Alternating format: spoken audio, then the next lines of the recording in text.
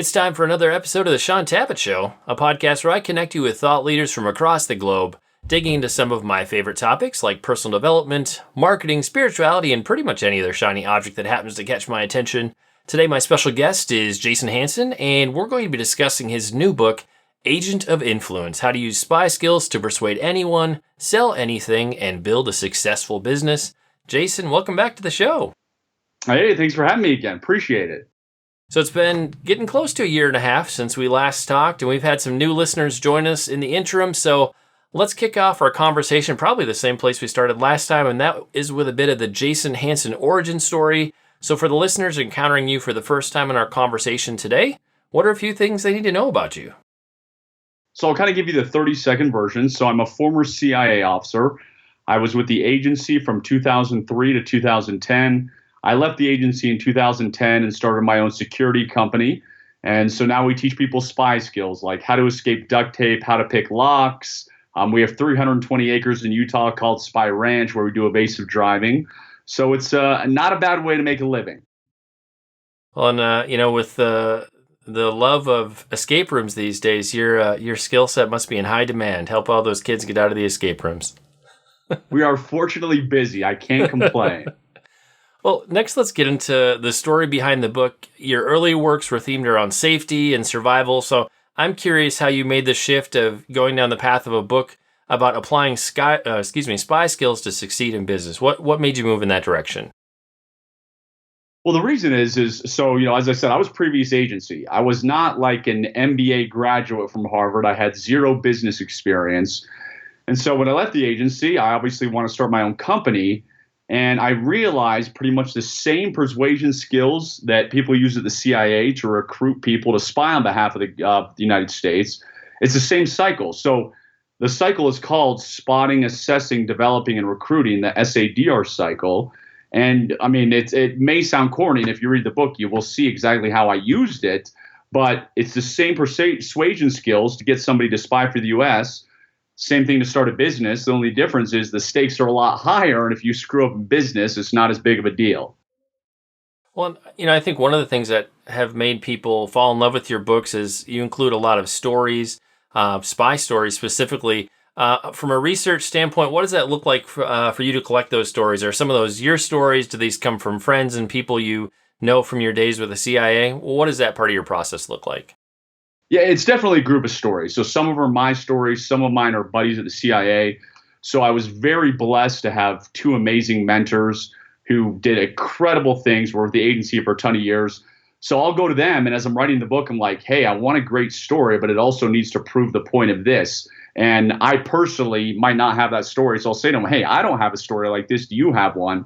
And usually somebody I know in the agency world has a story. And then, of course, I change the names and dates and all that stuff. But yes, they are all true CIA stories. And I actually have to run it by the agency. The agency, I have to send them the book. They have to make sure there's no classified info. And that's a process in itself.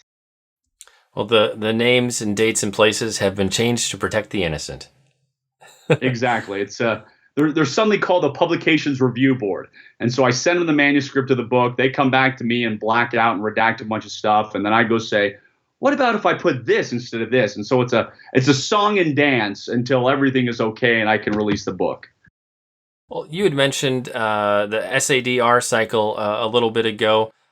Take us into some of the elements of that and maybe give us one or two examples of how somebody could apply aspects of that to their business. Well, as I said, first is spotting. And spotting means, let's say you're working for the government. Let's say you're a spy. They'll come and say, hey, and I'm just obviously making this up now, but they'll say, hey, there's this information in Russia we need that has to do with Russia and how they're weaponizing something. So you need to find out who has access to that information. So you've got to go spot the 10 scientists or the 10 people in Russia that have access to that critical info the U.S. needs. And so, excuse me, and so in the business world or whatever you need to do, if I need something, I'm going to go spot who I need. I'm going to do a ton of research. I'm going to, these days, it's so easy, you just get on the internet. But the key to success in the spy world and business world is deep, deep research. And in the spy world, you obviously have a lot more money. They can run surveillance on guys for weeks. They can see who truly has access to that information. Here, I've got a network, or I can just Google and find out who the 10 people are who do Facebook ads, and then I can interview them and find the best person that's going to work for my company. Another thing you talk about in the book is the practice of active awareness. In fact, you talk about it as one of the greatest gifts you received in your intelligence training. Talk to us about that tactic, and how can active awareness be used to really transform what we're doing in our business? Well, I mean, a lot of us, when we're walking around these days, we've got so many things going on our mind. We're thinking of, everything we got to do tomorrow, next week, a year down the line, and we're not paying attention to what's going on.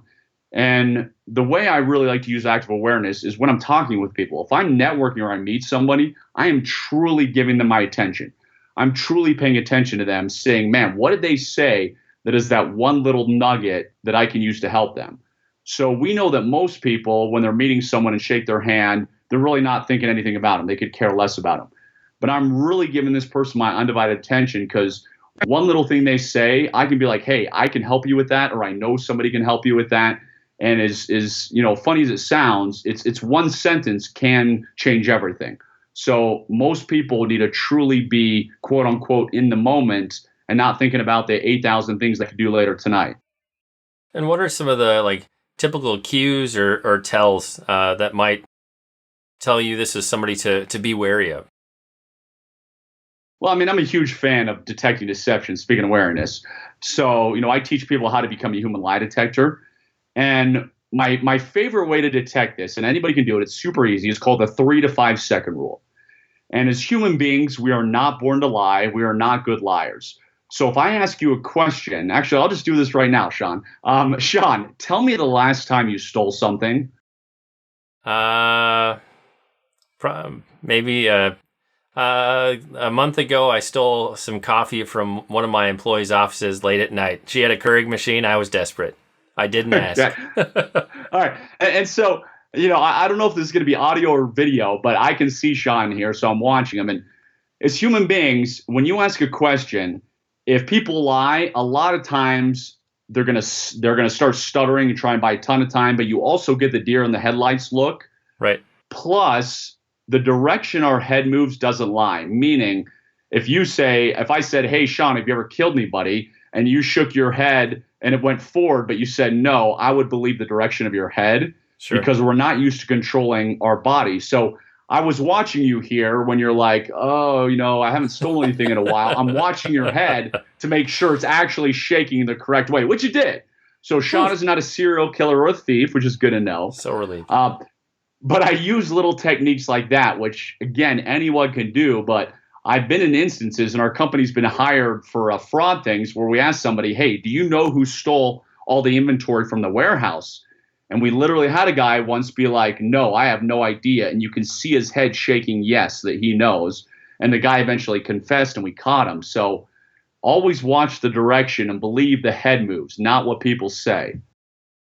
Well, and my next question might actually tie in some to what we just talked about, but the latter part of the book, you talk about the integrity test, and I'm curious in terms of hiring, whether we're onboarding employees or new clients, what are some of the things we can do to be sure we're bringing on people that have integrity and are honest people?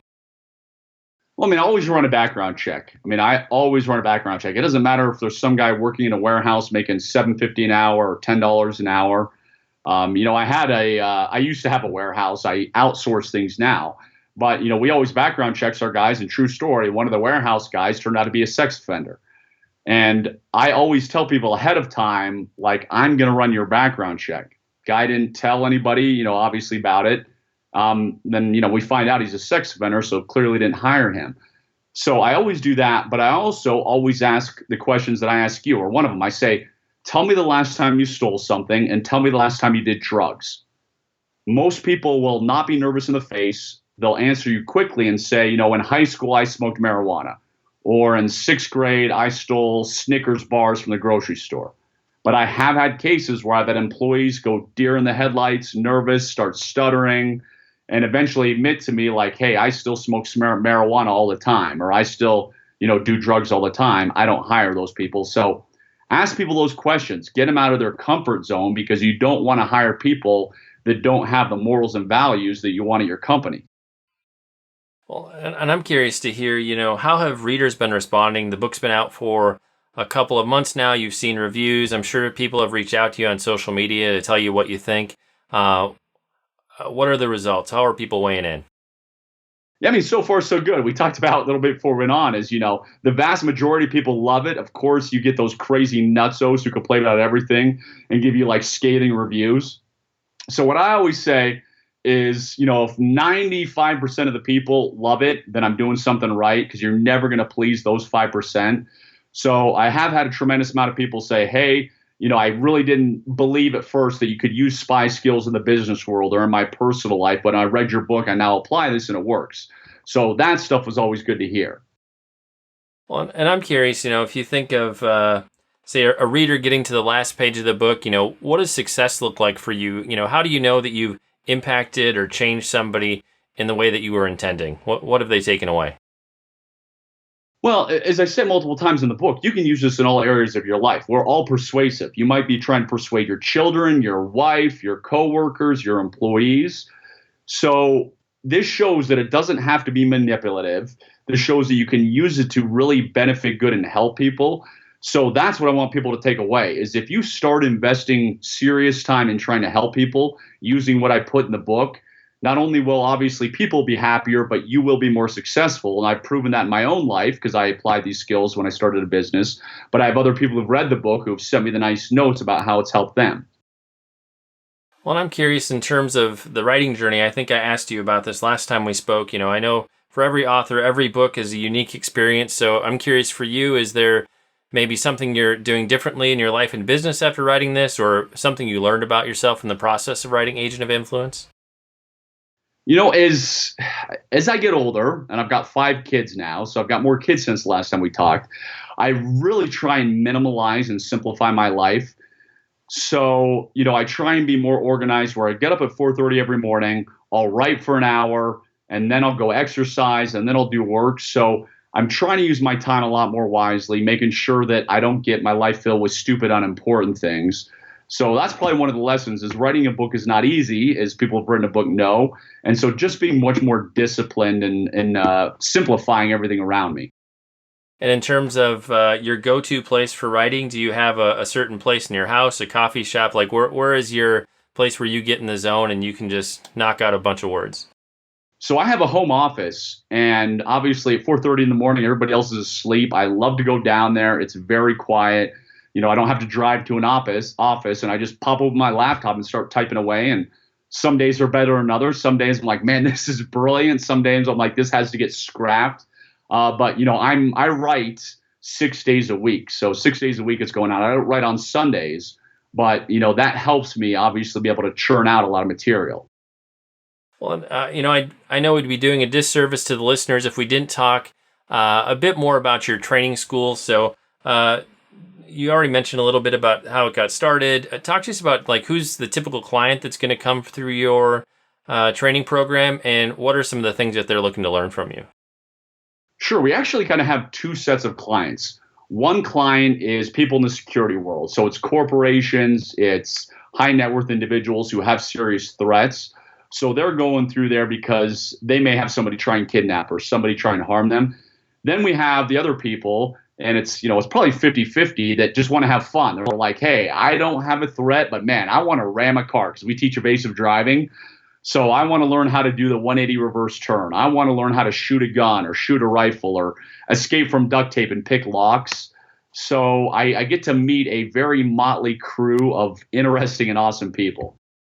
Well, and Jason, for people who want to learn more about your books, learn more about the school, where are some of the places they can connect with you on the web? Sure. If they just go to spyscape.com, you can learn all about the business in the school. And if you want to get the book Agent of Influence, you can go to Amazon or, of course, any major bookseller. Well, like we do with every episode, we'll include detailed links in the show notes, places where you can connect with Jason and get your own copy of the book. It's time to bring this episode of the Shaun Tabatt Show to a close. Many thanks for being a part of my conversation with Jason Hanson. Once again, our book today was Agent of Influence, How to Use Spy Skills to Persuade Anyone, Sell Anything, and Build a Successful Business. To connect with Jason and find out more, a great place to start is going to be his website. Once again, you can find that at spyescape.com. And Jason, I just want to say thanks so much for sharing with us today. It's been a great pleasure and an honor to have you back on the show. Absolutely. And I hope to come back again. My next book,